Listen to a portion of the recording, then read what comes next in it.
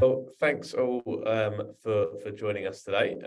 So we are interviewing Kabillan, also known as Cabs, who is the UK New Business Director at We Are Social. So we're going to be talking a lot about obviously new business, about his background and how he got into it, kind of how agencies should think outside of the brief, how brands and agencies can be more respectful of each other's time, how agencies can cut through a lot of the bullshit and recognize how they can add value to a brand, and also about how we can instill more of a BD mindset across the agencies that we work in, or possibly with people who are non sort of BD team members. So Cabs, do you want to do a quick sort of intro of yourself? Say hi. Yeah. Hi, everyone. My name's Kabillan, or I go by Cabs. I'm currently UK New Business Director at We Are Social. I've been here about 4 months now. Feels like way longer, but in the best way possible. And my background is, well, my first foray into new business was essentially lead generation. So very much outbound heavy, and then that's evolved into inbound and a mixture of the two now. And whilst incorporating marketing within that. Cool. So we can obviously cover a lot of ground. And if anyone's got questions or challenges, then do raise your hand or feel free to put questions in the chat, and we can take it off mute and you can ask questions directly, so you can get the most out of today's session. And on that point, yeah, please everyone jump in if you've got anything to say. Let's use it as a group therapy session more than anything. Yeah, that's what most people use BD Matters. Well, it's like, we know what an isolated role it can be, and sometimes you feel like you're banging your head against a brick wall, and so we're all there with you, fighting the good fight. So Cabs, your background, I noticed you started from a role in accountancy. So I presume, I guess the first question is, what drew you to the madness of new business? Yeah, I think the main blocker for me is I've always romanticized advertising and marketing, especially in the kind of TV and out of homes that you see, but I never really saw it as an accessible industry for especially a South Asian person, someone who's been told they're really good at maths. So you don't really see the kind of the transferable skills. So I kind of went down the accountancy route, but I think ultimately just felt very hollow by that decision. And I think the more and more the way I got into the industry is going to lots of different networking events, and actually meeting lots of people and talking about the industry in itself. So had my eyes set on advertising, and then within that didn't really know that new business was a thing. You don't really, I think even within agencies it's kind of like behind a veiled curtain that new business happens, and you don't really have the kind of how do we win work bit. So speaking to whilst networking, speaking to new business people and actually understanding it's not really sales in its kind of traditional sense, and actually it's a lot of it is relationship building and actually using the tools that you already have to kind of be a facilitator and harness all the great resources that happen. So didn't quite feel like it was just you banging on the phone and getting numbers on the board kind of thing. So that's how I got into the industry. Well, that's how I knew I wanted to get into the industry. So obviously you talk a lot about like building relationships. Is that what you think sort of enabled your success to date, and your sort of philosophy to new business? And I just wonder what skills you've kind of embraced to enable you to build relationships. Yeah, absolutely. So I think because I first started in lead generation, and essentially a lot of the clients I was working for I worked for the Future Factory, which is a lead generator for creative agencies, and you work with a whole kind of spectrum of types of agencies, from PR to CRM to advertising, and all sizes of business. And I think when you're especially working with a smaller agency and you're trying to talk to a CMO of a multinational company, you can't really serve them the same waffle that you would do to anyone else. So actually what you essentially have to do is get as lean as possible with the proposition, right? And actually kind of put it through a bullshit meter of kind of like, actually, what is it that's, if you've got, say, 10 seconds on the phone, what are the actual points that you want to land about your agency that is the value add? And if you can't really get it into a sentence that's going to kind of hold someone's attention, then actually you can probably take it out, to be honest. So I think being kind of having that David versus Goliath kind of approach with brands versus size of agency, and then actually having to refine your sale, I think that then led into, you know, even now with marketing resources, I think obviously since COVID, it's been a real content driven new business drive for a lot of agencies, but actually there's so much noise out there. What are you actually saying that's different, right? And I think it's just really taking a bit of a scalpel and having a really lean approach to the agency proposition, I think is really important.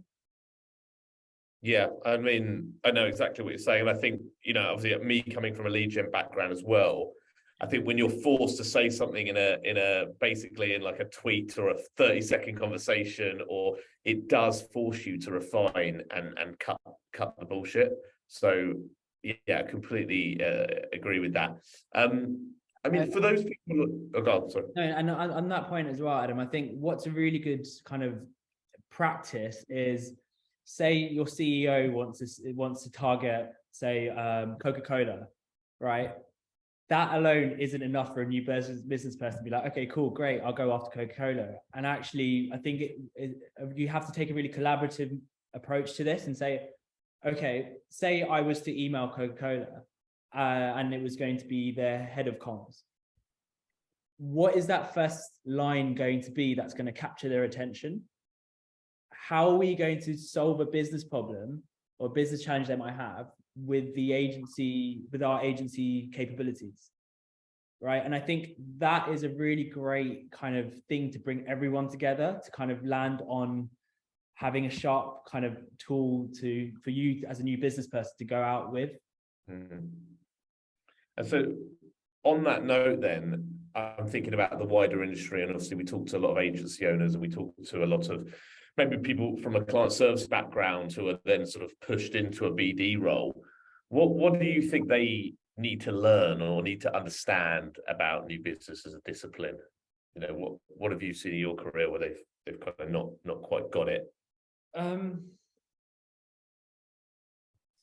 I think the thriftiness that goes with new business is really important, because like when you're kind of hustling for new opportunities, or you read some trade press, my biggest challenge is like thinking of a reason to get in touch.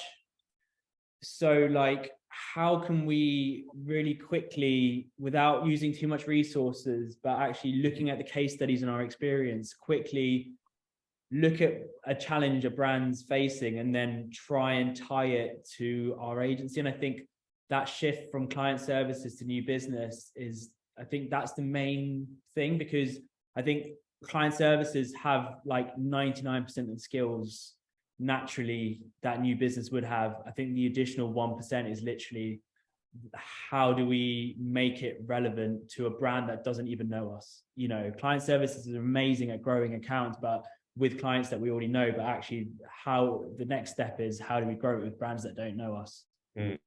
Yeah, I completely agree. Although I think you might be doing a disservice to say it's just 1%, but like, no. I know what you're saying. The skill set is there, but yeah. it's. I like the word thriftiness, so I'm taking that. I mean, thrifty. I think everyone in new business knows you have to be thrifty, because most agencies are operating at 100% in servicing clients. So new business is always the additional 100, above and beyond. So we need to just see what skills and tools we have at our disposal to really not bother anyone at all, and just have, like, the more you rely on other people in an agency, the harder it is going to execute your new business strategy. Yeah. The other thing that it brings to mind, thriftiness, is for me is rule breaking. So like, we don't have the time and just the, I don't know, the ability just to sort of follow an order where we're getting paid for a certain amount of hours to deliver a certain task. It's like there are no rules. We want to get from A to B. However you get there, we're not too bothered. That's where it's that kind of entrepreneurial spirit, that kind of hustle, that risk taking, that bravery of just like making it happen. And I think as new business people, we need to be empowered to do that as well, and we can get results. But you have to have that natural instinct. Yeah, absolutely. And like, take the example of case studies. We don't always have a strategist on hand to help carve out a case study that might be more relevant for someone else, right? Like, say we've got a bank of FMCG case studies that we're specialists in, but then you want to go after an automotive client. You're not going to be able to serve up that experience or into an RFI or into a creds meeting. So like, how are we going to be thrifty to even take some of the most relevant bits out of case studies to make it relevant so that we can go out and, pitch our agency to? So thriftiness is in approach, but also then landing a client as well. Yeah, it's brilliant. So what other, in terms of sort of sales and marketing initiatives and your sort of general approach, what do you think works? What are you kind of, you've come into We Are Social, what are you trying to steal to win new clients? So I think for We Are Social, one of the great things is it's already got a bit of a brand. It's got a brand identity. It's known. It's the kind of first name in social.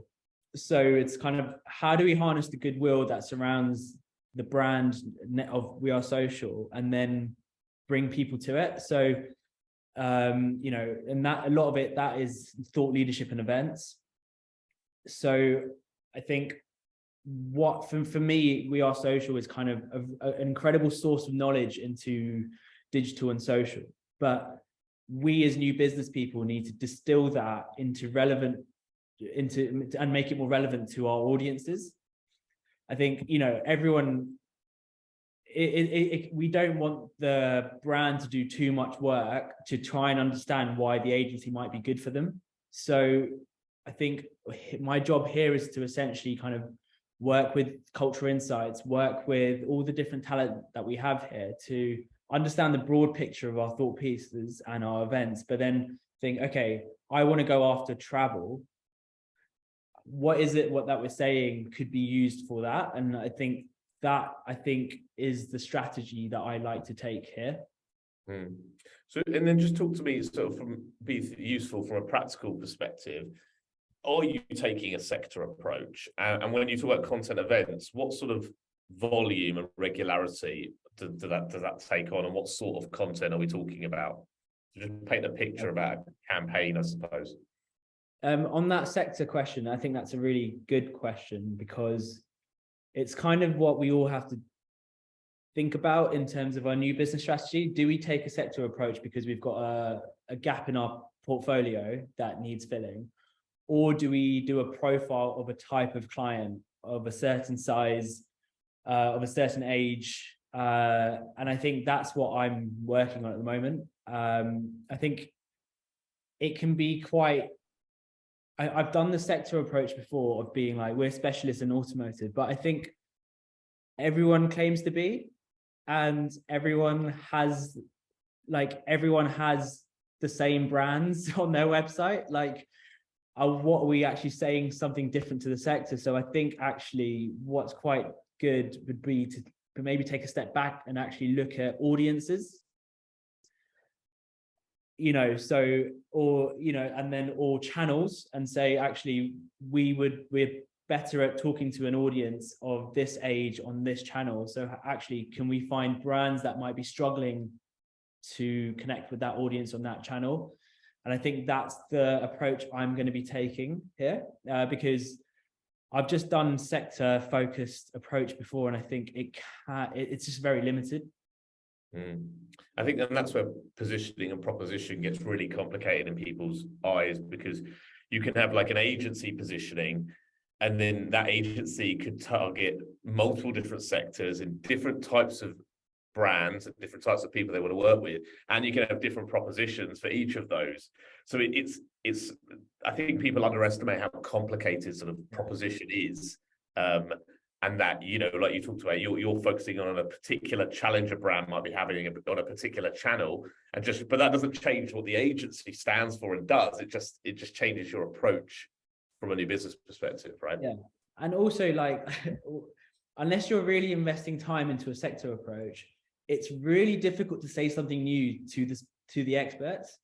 Like, you know, like, for example, alcohol, like you could say, oh, people are drinking less. They already know that. Like, what are you actually saying is the solution? And actually beyond that, if people are drinking less, is there a certain audience drinking less? And why don't you give them something like something that's actually new and original to the agency instead of a really vague trend that you've picked up on? So I think that's why taking a sector approach is quite difficult in that sense. Yeah, you're never going to know more than them, right, about their sector. They've been doing it for years. So yeah, I agree. I think that's what a lot of brands are looking for from agencies, is like either insights of maybe things they don't know, or unique perspectives on a challenge that they're facing, or an opinion. And I think that's where agencies maybe aren't brave enough just to sort of just have an opinion about something, whether it's right or wrong, or it could be a bit polarizing. But it's better than sort of sitting on the fence, like you're saying, and just saying, oh, people are drinking less. We've worked with X, want to work with us? You know, it's just not going to be enough.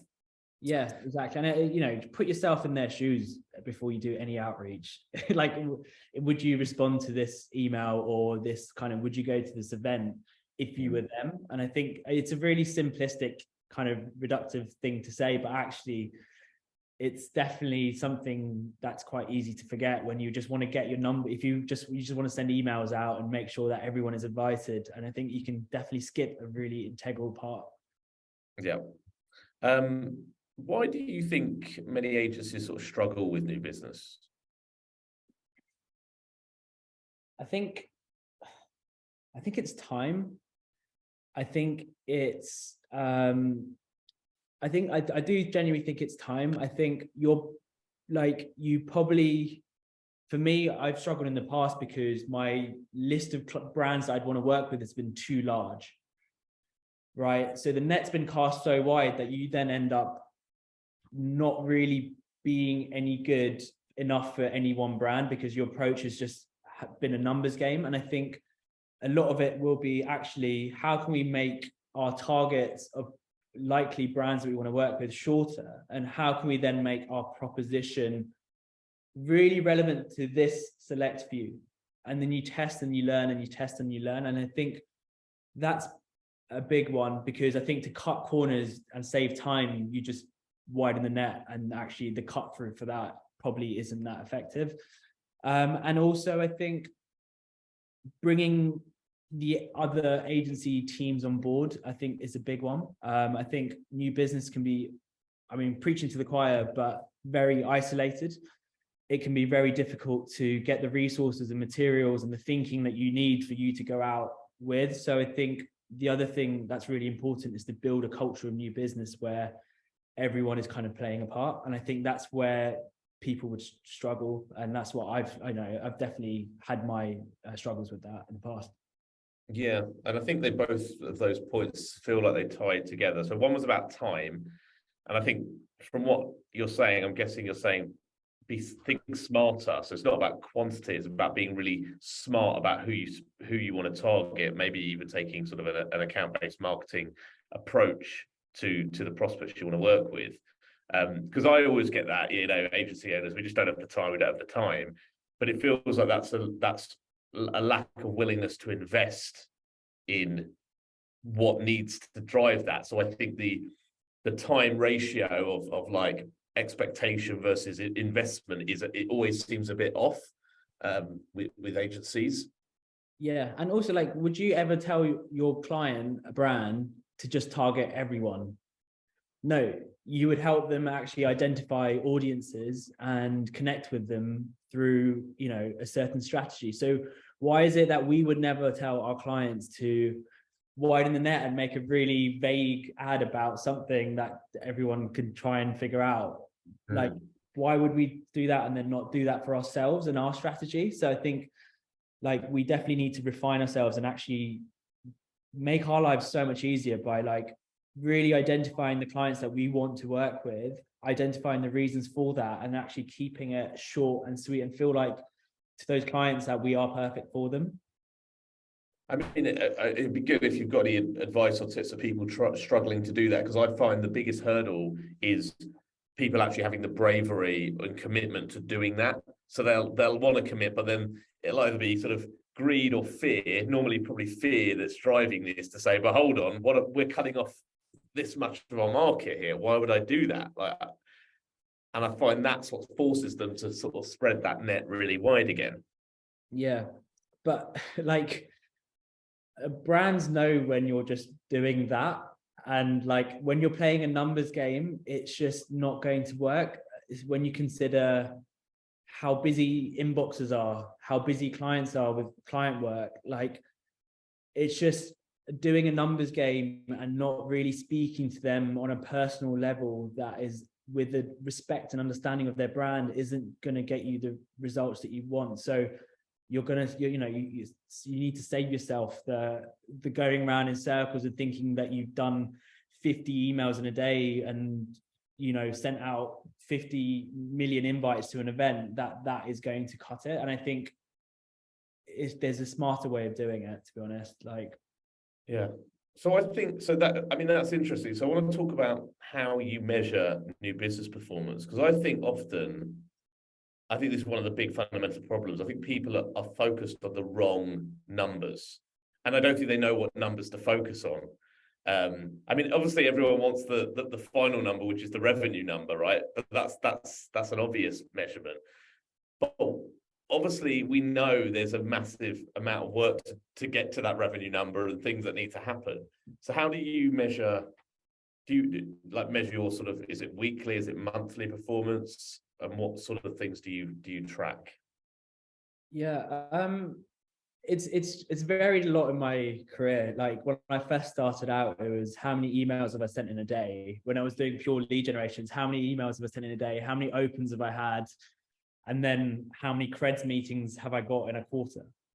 Right. But like, as I've now kind of progressed in my career, it's more so obviously got a new business target for the year, that then actually helps then inform the type of clients I'm going for as well. So it's less of it varies by agency and expectations, but I think my level of success now is actually basically timing it. So looking at when my new business target hits, what my new business, the value of it, and when I would need to start onboarding clients and seeing briefs and pitching for me to then hit that trajectory, is how I would measure it. And I think it's when you're going for a qualitative approach to new business as opposed to quantitative, you just really need to analyze what success would look like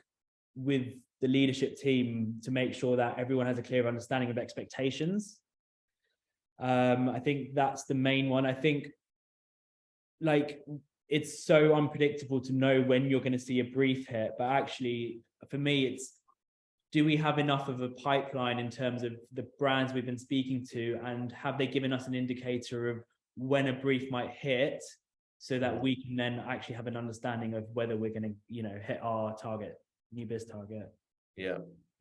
But a lot of it comes down to that measurement piece, the good use of a CRM system, good use of dashboards and things like that. And I think, there's so much data at our disposal that there's so many things we can measure. So even those things early on in your career, I still think they're great things to measure now. How many meetings you're having, how many connection requests are you sending out? How many emails are you sending? Even if it's a bit, the numbers do correlate, ultimately you will be able to see an increase in activity will result in an increase of results. But I think, I read a great book called The 12-Week Year. And I think when you look at things like a year and you've got an annual target, I think it's very easy to be complacent from week to week and day to day. Whereas my new business background has always taught me about what do you do every day and what do you do every week.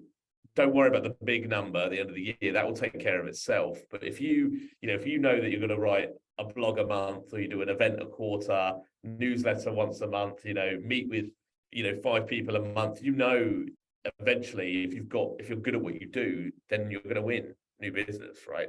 But it's that machine that I think people lose track of. And when they get really busy, they suddenly don't hit those numbers. They stop, those numbers drop, and then they wonder why they have this kind of ebb and flow to their new business output.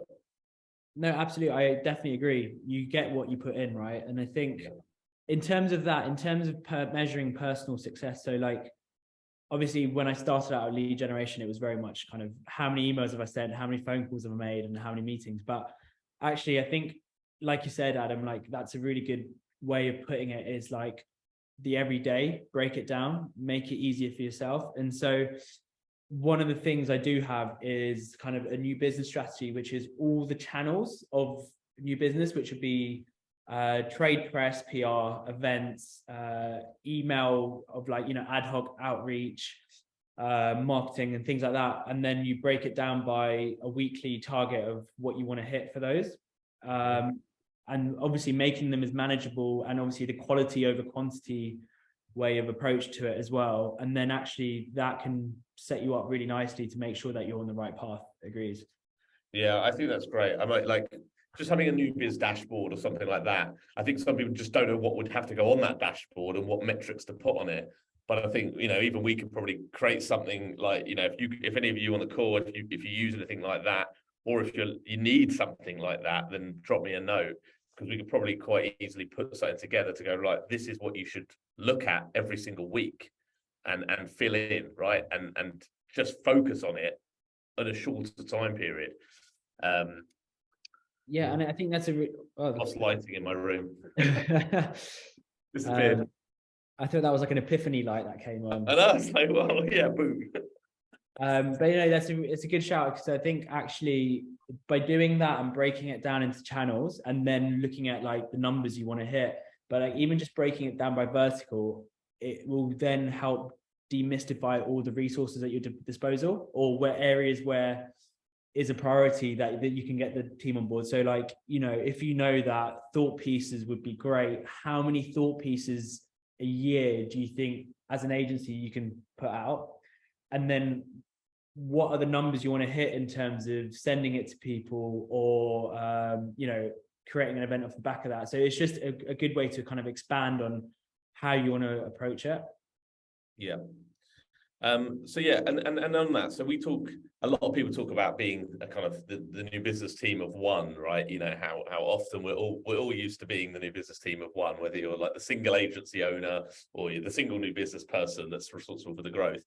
And I know you don't have a big team there. Everyone would think, oh, we are social, must have a massive team.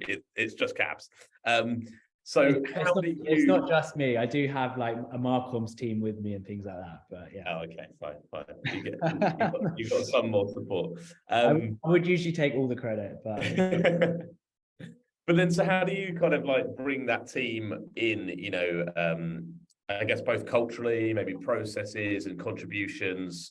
Is it easier at We Are Social because things are in place, or have you had to kind of come in and say, right, these are my expectations of you, this is what I need from these people? Or are you trying to build relationships in the agency to kind of get them to contribute a bit more? It's a really interesting one, because We Are Social as an agency has always had a really healthy inbound pipeline. Mm-hmm. So the way then everything else built around that is kind of like, actually, we keep doing what we're doing. It builds exposure. We are obviously there to kind of help provide insight into social. So a lot of brands come to them. But so my job I've been brought in essentially is to build the outbound element of it, because it's, you can't rely on inbound too much. Often the briefs you get are already written and it's not really tailored for you per se. So actually having switching to an outbound is like you work with brands to kind of write the briefs themselves, so they're better, and they use your resources and your capabilities much better. And I think what I've had to do here is actually work really closely with the marketing and events teams, as well as insight and everything that goes into creating the thought pieces and events, is to basically better understand what they're trying to say and actually work in conjunction with them to then think about the brands that would benefit from this particular whatever we're trying to say. And so just to always bring it back to the brand or client, because I think there's a danger of being too theoretical or just being too out in the air. And like I said, how can we always bring it back to being relevant to a brand? And so I think that's the main thing is I've been kind of working with them in side by side with, is always what kind of brands would benefit from this, and to help then inform the outbound strategy. Yeah, I mean, I'm interested in that because obviously, like we talked about at the beginning, how hard it is to cut through, right? Everyone, and we always advocate doing events, doing content, but I do appreciate that now everybody does events and everybody does content. So I don't know, like, how are you trying anything new at the moment to try and cut through? Like, how are you finding those topics to talk about? Is it about the strength and the quality of the speakers? Is there anything about like the format of the content or the events you're doing that's different? So I do think brands, like having an all agency panel or an all agency thought piece is like nice, but I also think like brands want to know what other brands are doing. Like what are they actually practicing? Where are their views? You were saying how like, an all agency kind of panel is just like, not what people want to hear, and they want to hear from other brands. And I suppose we're all becoming a bit like media owners right these days in terms of media publishers. No, yeah, exactly. But I think also like on that point is like, how can we bring our clients into the conversation? And I think it's quite nice to go to a client and say, look, we really appreciate your opinion and your voice. We've got some ideas around doing an event or a thought piece.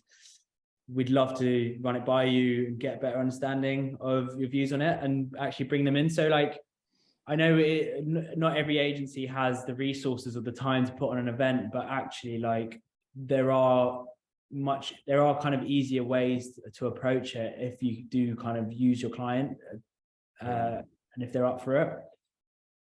Yeah, we've seen a lot of successes through that.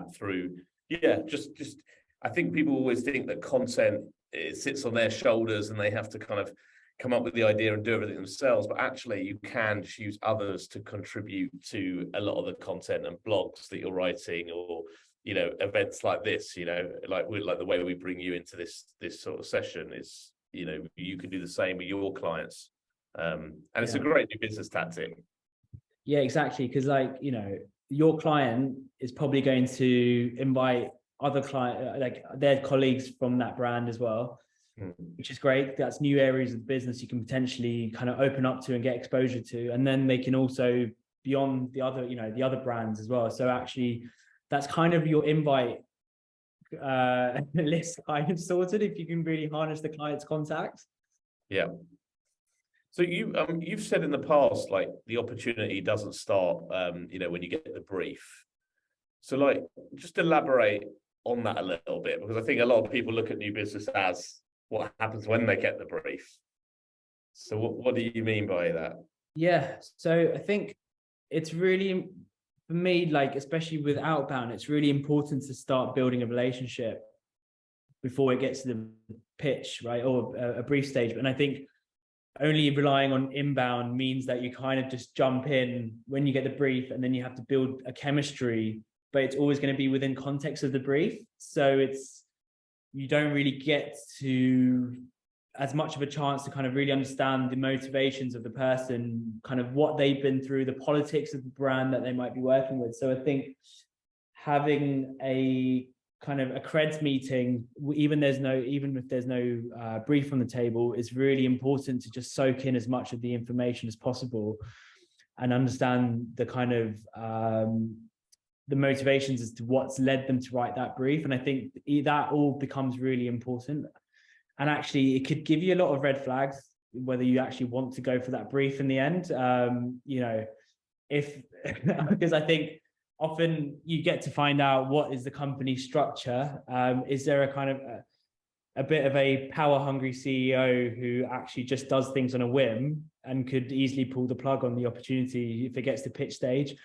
Or do they even take marketing seriously enough? Is this an account you could grow based on the way they talk about, their agency setups and things like this? So I think even though you could have those conversations in the chemistry, because it gets to the chemistry stage, both sides are quite eager to impress each other. So they might not be as kind of truthful or forthcoming as possible. But when you have those conversations, when you're doing outbound, it's like, try and get as much information as possible, because it's not only you trying to impress them, it's them trying, do you want to work with them? It's a really important power dynamic shift that's important, instead of it kind of being a master servant kind of thing. Actually, if you go into it with the energy of like, actually, why do you need us? I think it really helps you then sell your agency in a quite an empowering way. Yeah, and that's like sort of feels like investigative kind of work that you're doing, and like I would call that like nurturing, right? And is that what we're talking about here?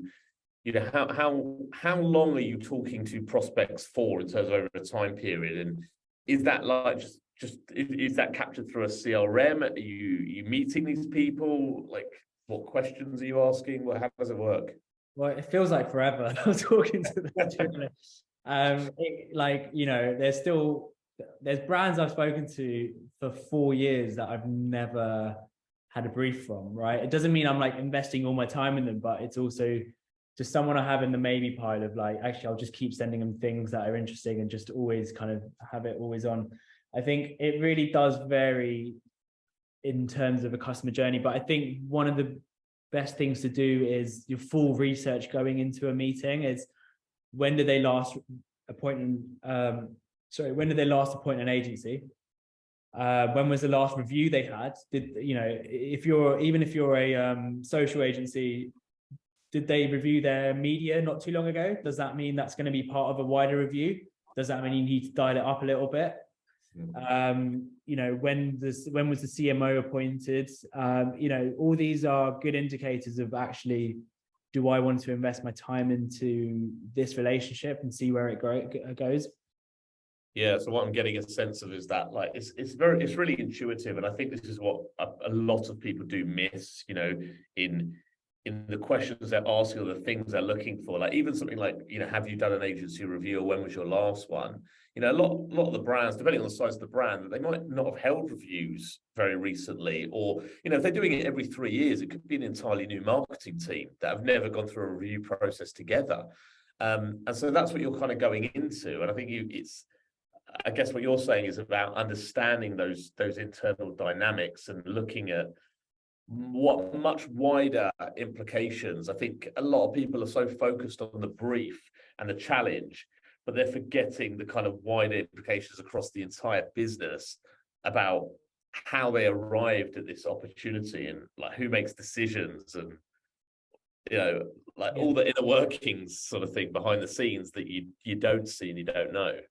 No, absolutely. And like, if there's a brand that you love and you've seen them do a shit piece of work, like have a little huddle with your teams and be like, look, what do we really think of this, and how would we have improved it? Like, those are all kind of really important things to go into it. Is like having your opinion on their brand. Like, do you think the client is actually disappointed with a piece of work, and actually just being honest about it?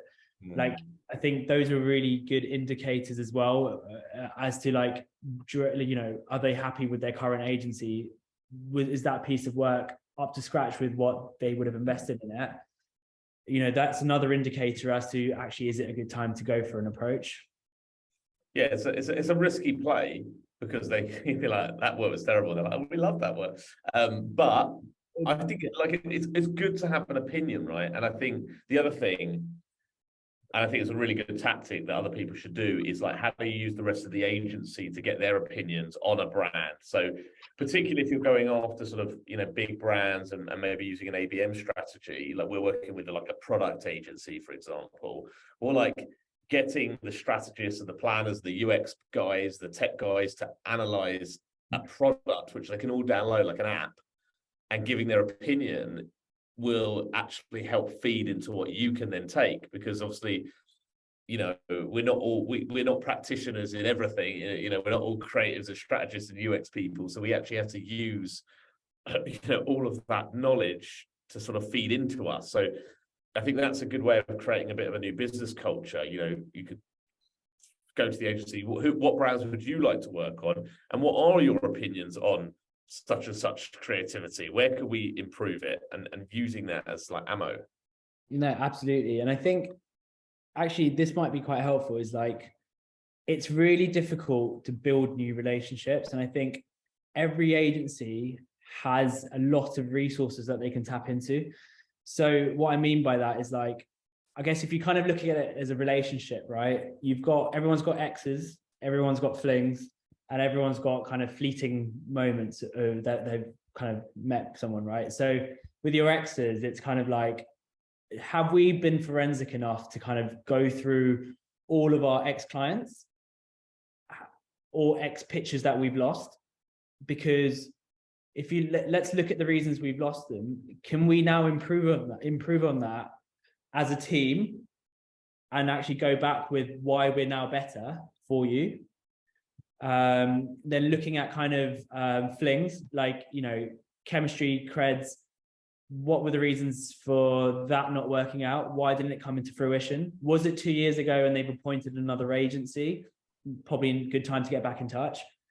And then also just the kind of the fleeting moments of who have I networked with, and actually how can I get back in touch? So, you know, I think with, obviously it's called new business, but there's like a lot of old business to tap into at the same time. So I think that's one of the main, I think, sticking points for a lot of people in new business that could potentially find it quite daunting, is like the idea of finding a brand new brand who has no idea about us and then selling that in. And that is a longer process, and you probably need to be a bit more of a specialist in. But actually, let's start closer to home. Let's have a look at all the brands that that already know us. Let's map out all the clients, and, you know, have they gone elsewhere? If so, can we get in touch? Or if they're still at the business, how can we come back as a better agency with a much more improved proposition as to when they last knew us? How have we changed, and how can we sell that in? I think that's an easier place to start. Yeah, it's a great point. And it's, you know, it is that sort of low hanging fruit, because starting from cold it takes a long time. And I think people don't realize how long it takes to build these relationships. Like you gave an example there of 4 years, but, you know, we've got agencies that we've been talking to for 4 years, and we work with eventually. It's, you know, it's timing for a lot of these guys. And sometimes I think when you're approaching, whether it's the cold outreach approach, if you go into it with that mindset of how do I build a relationship, how do I be helpful, how do I add an opinion to this person, and not think about how do I get a brief and how do I close, then you go into it with a much fresher approach. It's like, using your sort of dating analogy, it's like trying to sleep with someone on the first date, right? You know, it's like you just wouldn't do that, and you'd probably put them off if you were that aggressive. So you just want to think about getting to know someone and just asking questions, right? And that's when any relationship starts. I guess, like, we can really flip it, and like in a more empathetic way. It's like, yeah, like I said, let's not focus on is there a brief, and then can we get the brief? It's how can we as an agency make this person's life a little bit easier? What can we say to them or do or provide that will actually, you know, make their lives a lot easier and think more fondly of us? Because the briefs will then come. If you can make their lives easier, or you can connect with them, the briefs will then come. So it's just about taking more of an empathetic view on who are we speaking to and why. And I think because if you go through all your ex pitches, you know, you've often got a bit of a wash up as to why you lost that opportunity. It could be a lack of strength in a certain area that you've now improved on, and directly acknowledging that and say, look, we were gutted to lose the last pitch. We really took on what you said, and actually these are the steps we've done to improve on that. It would be great to kind of show you where we're at since we last met. You know, that's a really human way of talking to a brand, and actually being humble enough to show that, you know, you've really taken on board feedback. And, you know, what more does a client need than an agency that's able to listen and adapt? Yeah, and I guess with each one you're learning more about yourself as well, right? Yeah. Has anyone I've got a few more questions for Cabs, but has anyone else got any sort of questions or sort of challenges or things that they're struggling with? And I don't know if you've got any questions for us or Cabs, do you want to jump in? Yeah, go on, shoot, Kim. I'll Thanks so much for this, guys. It's really just nice to hear like things that you just like recognize. Yeah, because I don't always have people to talk to about that. So my question is, when you don't have, obviously We Are Social are fantastic in terms of their presence and their brand, and you've just sort of started and you've got all of this really sort of, you've got this talent and you've got this really sort of juicy stuff that you can start to push out. But what about when you don't necessarily have that? You've got a nice body of work, but you want to push into new sectors. You touched on this a little bit, but like new sectors that maybe you don't have all of the really strong sort of case studies for. What I mean, I think I kind of know the answer. It is really just about taking a very human approach to things. But do you have any advice for going after brands that maybe you don't have the body of work? Yeah, I think unfortunately it's not that easy, and I think the answer to that is actually, it comes down to like, ask yourself why that sector, why that brand. Because I think taking a bit of a finger in the air approach to like, oh, we should be working in fintech because it's a booming industry. Well, not anymore at the moment, but taking that approach to it without actually then associating why your agency is going to add value to that sector isn't going to cut the mustard, unfortunately. And I think even if you don't have the direct case studies of brands within fintech, for example, it's what stories can we pull out from our case studies that we think is really relevant to the same audiences our target, fintech would want to speak to. What can we do? What have we done as a proof point for us to even warrant wanting to be in that sector? And if we can't answer that question, then like a brand isn't going to see the answer. And I think, but like, and if you can't, it's a good litmus test, right? And then you think, actually, let's take a step back. What problems have we solved with our case studies that is actually transferable to another sector? Right. And then let's make our lives a lot easier, right? Instead of kind of grasping at straws. And I think that's the main one. And then I would also say, like, if you do have that and you don't have the brand names to go after them, for example, I guess a good technique is basically looking at because events are now opening up for next year, right? A lot of marketers are doing panels and talks and things like that, or putting out more thought pieces. Take the time to kind of, because they're not like, take the time to actually read what they're saying, or the panels that they're part of. Do some research and put your agency as part of the conversation in, what is your response to what they're saying? So even if you can't connect on a kind of case study to brand perspective, you can connect on a point of view to a point of view perspective, right? So maybe kind of think outside the box a little bit.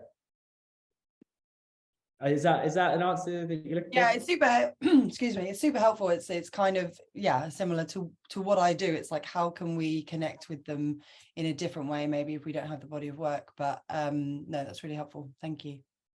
No yeah, thought that was all good advice. Got nothing else to add in from my perspective, but yeah, I think maybe it's about being bullish sometimes in with those markets and things. If you've not done it before, it's like, how do you say something that others aren't, and really honing in on sort of one or two prospects rather than trying to target a whole sector. Just really get to know a sector and realize that it's going to take time, and maybe there's smaller projects or bits of work that you could try and win to sort of grow into that sector. Think of it like, rather than landing one big client, think of it like a longer journey, again, like a 2-year process of like, right, by the end of 2 years, I want to land a big automotive client.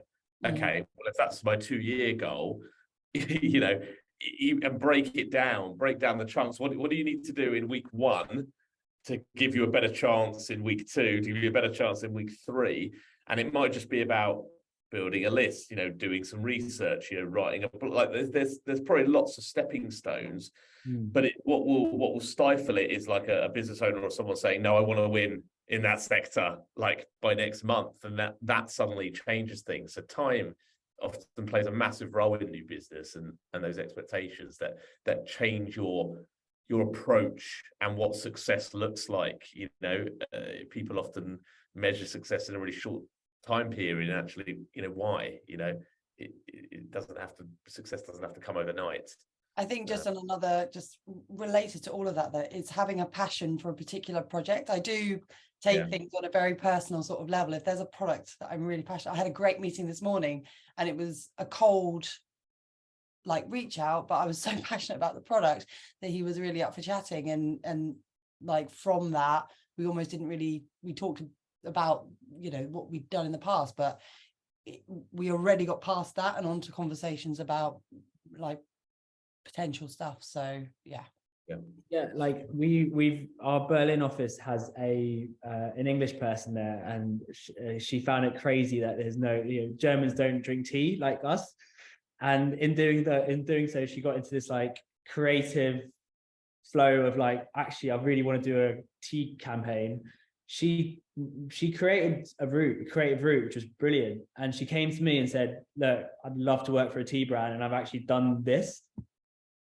Right, we don't have any tea experience, but she's created a great deck. I then went to tea brands, and I've now got a meeting for January because I kind of teased them with this. Now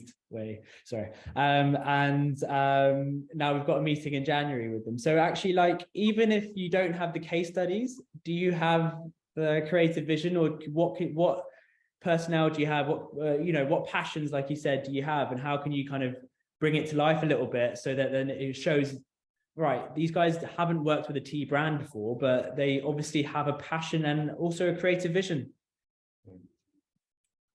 Thank you. No, I think it's great. And I think passion, and I think the other thing is humor. Sometimes you just have to have a bit of humor with outreach and prospecting to cut through. Charlie, I saw your question there. I've got some ideas. I don't know how the free part might be the sticking point, right? So I know things like Alpha Insights is a great tool to see agency reviews, and you've got things like Winmo, Pearl Finders, paid tools. But if I was being really thrifty and had to find a sort of free thing, it's Google, right? And media reviews are one of the few reviews that actually happen quite cyclically around about 3 years. So I would be putting in whatever the brand name is, media review agency appointment, all the key buzzwords, and looking at when the last appointment was, and then measuring on 3 years, or maybe sort of 2.5 to kind of start getting on their radar. So that's what I'd say for media agency appointments. With client movements, I mean, again, you could be searching new marketing director, new CMO appointed, that kind of thing on Google. But I mean, one of the cheapest tools I can think of is Sales Navigator, because you can obviously you can search for CMOs and marketing director who have been in their role for less than a year.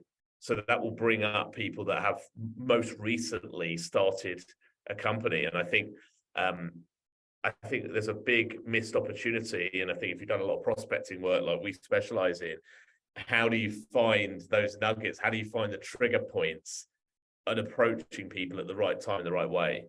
I don't know if Cabs, you've got anything to add to that. Hopefully that was sort of helpful. Yeah, I think Google's a really good shout. Even if it's putting a brand name appointment or whatnot, I think just, and then going to news and then doing it by order of news, I think is good. A campaign, the drum, doing searches like that, I think you can definitely, I know they're both behind a paywall, but you can see headlines, especially if it's a big appointment. But yeah, Google News is so underutilized.